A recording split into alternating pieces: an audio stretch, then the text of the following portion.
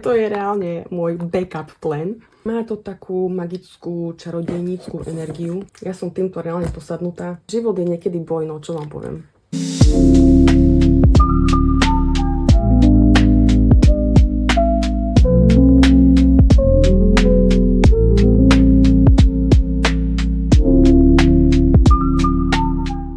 Ahojte, zlatička. Dnes by som vám chcela ukázať pár tarotových kariet z mojej kolekcie. Bola som inšpirovaná jedným videom na YouTube z tarotovej komunity, kde v podstate vymysleli prompty, alebo respektíve otázky na zhrnutie vašej tarotovej praktiky z roku 2025.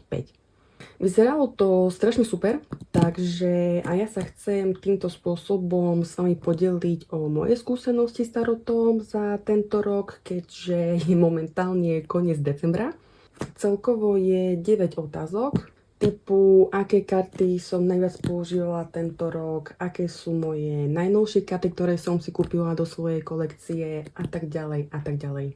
V tomto videu si prejdeme všetky tieto otázky aka prompty. Za mňa je toto veľmi zaujímavá aktivita, ako vám ukázať, ako ja praktizujem a pracujem s tarotom, takže sa usaďte, spravte si pohodlie a môžeme ísť na to. Dobre, takže môžeme prejsť na prvú otázku. Karty, ktoré som tento rok používala najviac.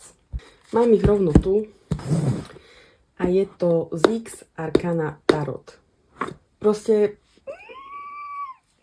tieto karty som si kúpila v januári tohto roku, čiže reálne ich používam celý rok. Keď som prvýkrát videla tieto karty na internete, tak v tom momente som vedela, že ich musím mať. Reálne ich beriem ako môj soul deck, čo v podstate v preklade znamená karty, ktoré boli reálne vytvorené pre moju dušu, energiu a esenciu. Veľmi rýchlo som sa na nich napojila, veľmi dobre sa mi s nimi robí. To umenie je úplne dokonalé, úplne môj štýl. Mám s nimi veľmi krásne výklady. Takže áno, moje najpoužívanejšie a najkrajšie karty zatiaľ čo mám. A ešte taká zaujímavosť, tieto karty sú reálne jediné karty v mojej kolekcii, ktoré mám dvakrát. Situácia s týmito kartami je momentálne taká, že umelkyňa, ktorá vytvorila tieto karty, tak vytlačila iba určitý počet a keď sa dopredajú, tak potom už nebudú. Ako je ešte možné, že si ju všimne nejaký publisher a keď si povedia, že to budú chcieť tlačiť, tak možno sa to zase objaví na markete, ale to nie je isté. A keď som sa toto dozvedela, tak v mojej hlave sa samozrejme začali vytvárať scenárie typu čo sa stane, ak sa s týmito kartami niečo stane. Stratím ich, poškodím ich, hocičo. A reálne som začala panikáriť. Takže dokúpila som si ďalšiu kópiu, kebyže sa niečo stalo v budúcnosti. Ešte vidíte, že toto ešte nemám otvorené. To je reálne môj backup plan. Takže áno, tým spôsobom chcela povedať, ako vážne si cením tieto karty, toto umenie, čo mi to dáva. Takže mám ich dve. Trošku vám ešte poukazujem z nich, lebo tieto karty si to reálne žiadajú. Samozrejme, nie je to každého štýl, to ja úplne chápem, ale za mňa tieto karty jednoznačne vyhrávajú tento rok. A pravdepodobne aj po ďalšie roky. Lebo zatiaľ krajšie karty som nenašla.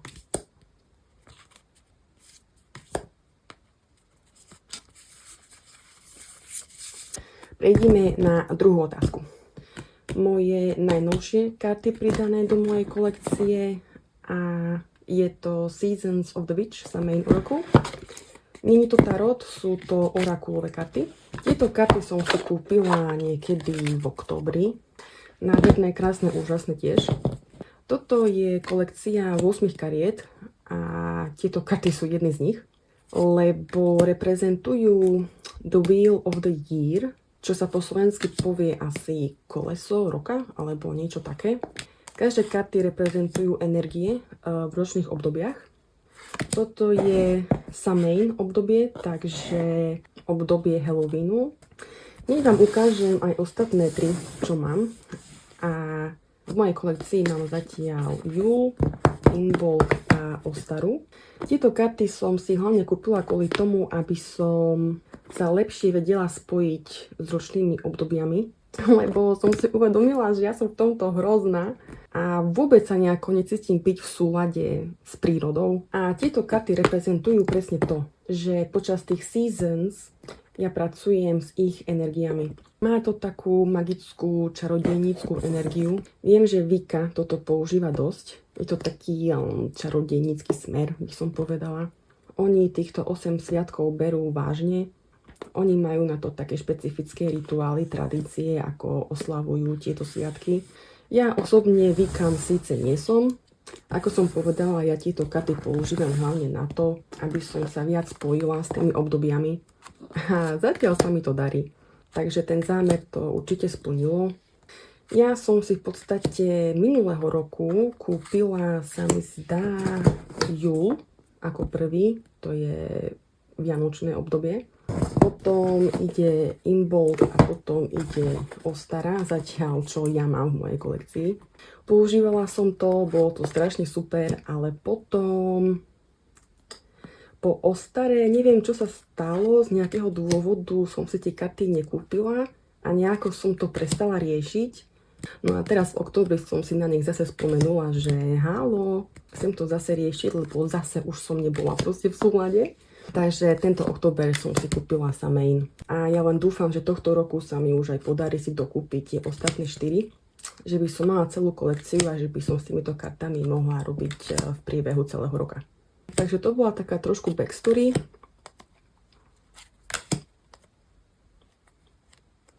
Toto sú moje najnovšie karty. No a v podstate môžeme prejsť na ďalšiu otázku. Karty, ktoré sa líšia od môjho obvyklého štýlu, ale s ktorými aj napriek tomu vibujem. Goddess of Love Tarot. Toto bol boj pre mňa. Tieto karty vôbec nie sú môj štýl. Nie, že úplne, ale ten umelecký štýl sa mi nepáči. A ja proste viem, že keď sa mi raz karty nepáčia, tak s nimi robiť nebudem. Tie zadky tých kariet sú veľmi pekné, avšak ich otočíte a fuj! Dobre, viem, že umenie je subjektívne. Čo sa páči mne, sa nemusí páčiť vám a naopak. Ale za mňa tieto červené okraje... Je dobré, nepáči sa mi to vôbec absolútne. Podľa mňa to tam nesedí. Kebyže tie červené okraje neboli a boli by tam tie obrázky na celú plochu, tak ešte áno, to by bolo o niečom inom. Ale hej, asi tie červené okraje mi tam najviac vadia na týchto kartách. Ale no, zase backstory s týmito kartami. Ja si stále pozerám strašne veľa videí o tarotových kartách. Čo ľudia majú radi, čo nemajú radi, s čím sa im dobre pracuje, s čím nie.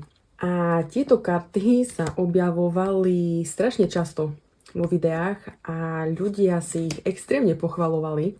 A stále som bola taká, že nie, nekúpim si ich, lebo nepáčia sa mi, nebudem s nimi pracovať. Jediné, čo ma na nich lákalo, je ich téma. Tieto karty sú o ženskej a erotickej energii, čo mňa reálne zaujíma. A strašne ma sralo, že s týmito kartami proste esteticky nevajbujem. Ale jedného dňa, keď som si pozerala jedno video, ktoré ako hlbšie ich opisovalo, ich podstatu a všetko, tak som sa proste nasrala a som si povedala, že dobre, kúpim si ich a uvidím, čo sa stane. A v podstate áno, doteraz tie karty veľmi esteticky nemusím, ale toto je zlato. Reálne, toto je niečo neskutočné. Je to v podstate príručka, hej, ku týmto kartám. A štýlom, aká je každá karta opísaná, je vážne strašne super. Typkyňa, ktorá vytvorila tieto karty, Gabriela Hirstick, naozaj vie, o čom hovorí. Môžem povedať, že toto je jedna z najlepších príručiek, aké som kedy mala ku kartám. lebo ako som povedala, tá téma ma reálne fascinuje a je to tak dobre napísané a opísané, že už mi ani nevadí veľmi tá estetika, len proste chcem s tými kartami proste pracovať. Ku každej jednej karte máte aj afirmáciu, aj otázku do denníka, čiže viete potom aj viacej pracovať s tými kartami, robiť nejaké reflexie a tak ďalej. Čo sa mi taktiež páči, že ku každej karte z veľkej arkány máte aj rituál, ktorý viete robiť podľa tej karty, ktorú ste si vyťahli. Priznám sa, áno, ja som tieto rituály nerobila, lebo ja rituály síce robím, ale moje rituály sú veľmi špecifické a musia mať konkrétny zámer a náboj, aby som si ich vedela užiť a spraviť tak, ako ja chcem. A úprimne už iba keď si ten rituál iba prečítate, tak vás to tak navnadí do tej energie, aj do tej karty, aj do celkovej situácie.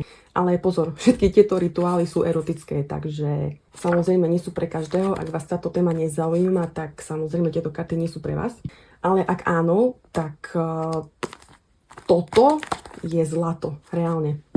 Takže áno, vajbujem si s tými kartami veľmi, no len ten štýl stále som taká, že tá červená tam mi proste nesedí za mňa, hej. Ale čo sa týka toho, čo tie karty obsahujú a ako s nimi viete robiť, ako viete robiť s tou ženskou erotickou energiou, za mňa áno, jednoznačne. Môžeme teda prejsť na ďalšiu otázku a to je moja obľúbená kombinácia kariet, respektíve párovanie kariet. Kto nevie, tak v podstate v tejto praktike je veľmi známe a obľúbené párovať karty. A po väčšine sa párujú orakulové karty s tarotom. A za mňa za tento rok jednoznačne vyhráva táto kombinácia. Máme tu X Arkánu, čo asi nemusím vysvetľovať, že prečo. No a potom The Venice Beach Oracle. Tieto orakulové karty sú zatiaľ moje najobľúbenejšie, takže to asi aj dáva zmysel, že prečo som tieto dve karty skombinovala. Kombinovať karty môžete reálne hociako, ako vám vyhovuje, ako chcete. Môj najobľúbenejší spôsob je taký, že si vyťahnem jednu kartu z orakulových kariet a to v podstate reprezentuje gro vašej správy. No a potom tarot vám už iba doplní tú celkovú správu. Kebyže to mám vysvetľovať, tak to je na dlho, takže už iba esteticky vám ukážem, ako to spolu vyzerá. Strašne je to krásne spolu. Veľmi veľakrát mi dali pekné a zaujímavé správy. Veľmi dobre sa mi pracuje s touto kombináciou, pretože aj farebne to ide spolu. Takže to ešte aj vyzerá strašne super. Napríklad toto je úplne že krásna správa. Máte krásu ako základ vášho výkladu a potom je tu mag a eso pohárov. Samozrejme výklady veľmi závisia na otázke, ktorú si kladiete, ale tieto karty spolu pre mňa vo všeobecnosti znamenajú, že si viete vašu krásu zmanifestovať. Máte momentálne všetky potrebné veci na to, aby ste to vedeli zrealizovať, ak začnete práve teraz. Je to ako keby začiatok vašej cesty ku kráse. Úplne nádherné, dokonale. Takže iba taká menšia ukážka, ako to funguje. Len som musela zastať a vysvetliť, lebo naozaj to bola veľmi pekná správa.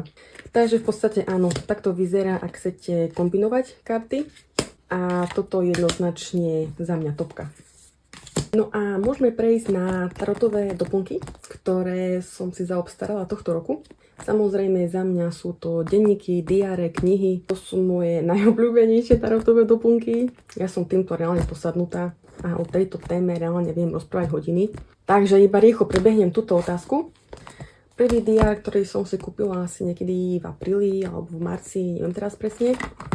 Nazvala som ho Karta dňa. A je to v podstate veľmi kreatívny spôsob, ako si zaznamenávam svoje vyťahnuté karty. Strašnú srandu mám s týmto, je to strašne super. Je to o tom, že si vyťahnem jednu kartu na deň a prekreslím si ju a napíšem si význam tej karty. Je to pre mňa skôr aj taká meditácia, lebo naozaj samozrejme si treba sadnúť a nakresliť to. Ale ja si to extrémne užívam, milujem túto aktivitu. Čiže jednoznačne s týmto chcem pokračovať aj v ďalšom roku. Bez debaty. Ďalej tu mám diár.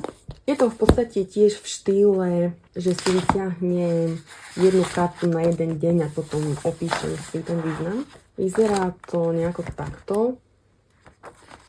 Samozrejme, sa stále chcem kreatívne vyblázniť, takže musím tu mať proste nejaké estetické úpravy. Jediný problém s diármi, ktoré mám, je to, že život začne životovať a nemám potom na to čas, tak to prestanem robiť, čo sa v podstate aj stalo niekedy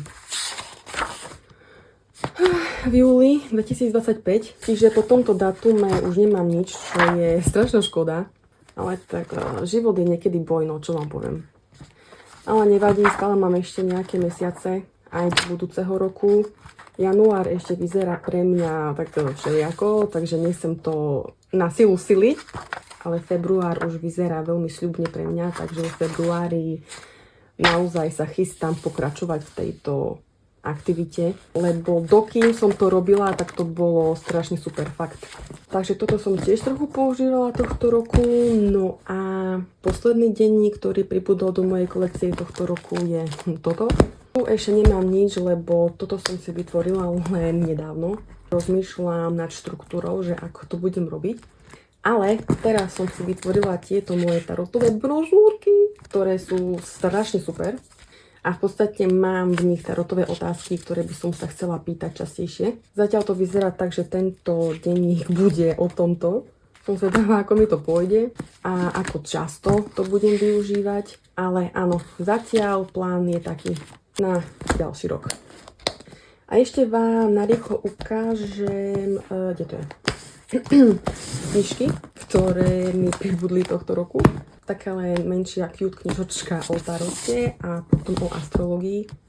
Je to v podstate taká séria, ale veľmi sa mi to páči. Dostala som to na Vianoce ako darček. Máte tu v podstate význam každej karty s tým, že každá karta je z nejakého iného balíčku a prišlo mi to celkom zaujímavé. Samozrejme esteticky veľmi pekné, čiže v podstate iba keď budem mať trochu voľnejší čas, tak sa do toho zabudnem. No a potom tá astrológia. Ja veľmi o tejto téme veľmi neviem, ale chcela by som mať nejaké základy, lebo bolo by to celkom fajn. Takže toto by som si tiež veľmi rada prečítala, iba ako nejaký úvod do tej astrológie, že by som aspoň trošku o tom niečo vedela. A posledná kniha, moje veľké baby, uznajte sami, veľmi veľká knižka, ale nádherná, úplne nádherná, dokonalá. K tomuto mám aj karty a v podstate táto knižka bola ako príručka k týmto kartám. Tiež proste zlato toto mať. Takže len na ukážku, aj toto mi pribudlo do mojej kolekcie tohto roku. A z mnohých doplnkov to je asi všetko. Ďalšia otázočka, karty s najkrajšou zadnou stranou. Zix Arcana. Áno, viem, asi to je celkom očividné, ale sorry, ak je raz niečo dokonalé pre mňa, tak je to proste dokonalé. Viem, že sa opakuje, viem, že tieto karty tu už boli veľakrát spomenuté v tomto videu. Ja za to nemôžem. Za mňa tieto zadky sú fakt najkrajšie. A to je všetko, čo vám k tomu poviem. A už sa nebudem k tomuto vyjadrovať viac, ale samozrejme ukážem vám aj iné karty, ktoré stoja za zmienenie v tejto kategórii. A prvá je Nová Witch Tarot. Krabička vyzerá takto. Tieto zadky, stále keď ich vidím, tak chcem ich slepnúť proste. Je to veľmi jednoduchý dizajn. Ja som zastancom toho, že v jednoduchosti je krása. A tento dizajn proste so mňou hýbe. Pre mňa to úplne funguje. Ale tým, že to je proste tak jednoduché, tak ja si to veľmi neuvedomujem a možno aj neoceňujem. Ale som si všimla, že stále keď zoberiem tieto karty a si ich proste otočím, tak som taká, že stále ma to zahraje. Takže áno, Nová Witch, tiež som si povedala, že musím ich dať do tejto kategórie. Presne kvôli tomuto. No a posledné karty, ktoré stoja za zmienenie, sú Curious Travels a tiež jedný z mojich najobľúbenejších zadkov. Veľmi pekné, veľmi jednoduché, veľmi milé, také by som povedala až ceruskoidné, ale na mňa to funguje proste. Tieto karty sa dostali do mojej top 3 najkrajších zadkov. Ďalšia kategória karty so zaujímavou témou. A za mňa sú to jednoznačne Cowgirls and Aliens. Za tento rok tieto karty majú jednoznačne najlepšiu tému. Koubojky a mimozemšťania. Alebo, respektíve mimozemšťanky. Lebo sú v týchto kartách len ženy. Takže povedzme, že mimozemšťanky. Keď som uvidela túto otázku, tak hneď v tej sekunde som si spomenula na tieto karty, lebo toto je reálne, že dokonalý príklad. Je to pre mňa niečo také, ako keby niekto spojil dve veci dokopy, ktoré by spolu fungovať nemali, ale keď ich spojí, tak proste vznikne masterpiece reálne. Čo sa týka toho štýlu, ako to je nakreslené, tak akože zase je za mňa úplne môj štýl. Strašne to je krásne. Pripomína mi to jeden film, ktorý som vlastne nevidela. Už je to taký postarší film, ale viem, že je známy. Je to nejaká westernovka, kde sú aj aliens. Je strašne super, že tieto karty mi pripomínajú film, ktorý som nevidela, ale takto je. Teraz mám chuť si ho pozrieť a možno aj pozriem. Tieto karty ma tiež veľmi prekvapili, lebo ja som si ich hlavne kúpila kvôli tomu, že sa mi esteticky veľmi páčili. Aj tá téma, ako som už spomenula, je veľmi zaujímavá. Ale tak trošku som si myslela, že to bude iba také pozlátko, že bude pekné sa na nich pozerať, ale že nebude mať z toho nejakú hodnotu. Ale opak je pravdou. Tie správy alebo odkazy, alebo ako to mám nazvať, čo máte ku každej karte, sú veľmi dobré a jasné. Hovoria stále k veci a stále keď som mala nejakú otázku, tak vôbec som nemala problém s jej interpretáciou. Čiže nielen, že sú krásne, pozrite na tie nechty. No, ale reálne majú aj hodnotu. A nakoniec som ich používala o mnoho viac, ako som si myslela, že ich budem používať. Takže veľmi milé prekvapenie. Toto sú Cowgirls and Aliens. Napadli ma aj iné karty, ktoré by sa hodili do tejto kategórie, ale toto je reálne tak zaujímavá téma, že ukážem iba tieto, aby vynikli v tomto videu. Takže máme tu predposlednú kategóriu a to je najkrajšie karty roka. No, a sme zase tam, kde sme nechceli byť. Za mňa jednoznačne Zix Arcana není o čom, čiže rovno prejdem na ďalšie karty. A to sú Tamara Tarot. Takto vyzerá krabička. Je to v podstate taký kolážový štýl a zo všetkých kolážových kariet, ktoré mám, tak jednoznačne toto je výherca. Za mňa to je veľmi krásne spravené, veľmi krásne skombinované. Tie oči. Ja milujem oči. Všade, kde sú oči, beriem. Dajte mi to. Kupujem. Veľmi krásne reprezentácie každej karty. Tiež som s nimi pomerne veľmi veľa robila. Proste radosť s nimi pracovať. Takže jednoznačne Tamara je v mojej top 3. No a posledné sú Terra Volatile. Krabička vyzerá takto. K týmto kartám je tá veľká príručka, ktorú som vám už ukazovala v tomto videu. A tieto karty ma tiež extrémne oslovili. Milujem tento štýl, tiež je to veľmi krásne spravené. Nehovoriac o tom, že tá príručka je naozaj zlato. Sú tie karty síce také trošku temnejšie. Ja milujem túto tematiku, čiže za mňa samozrejme topka. Ale pre niekoho, kto veľmi toto nemusí, tak to nie je pre nich.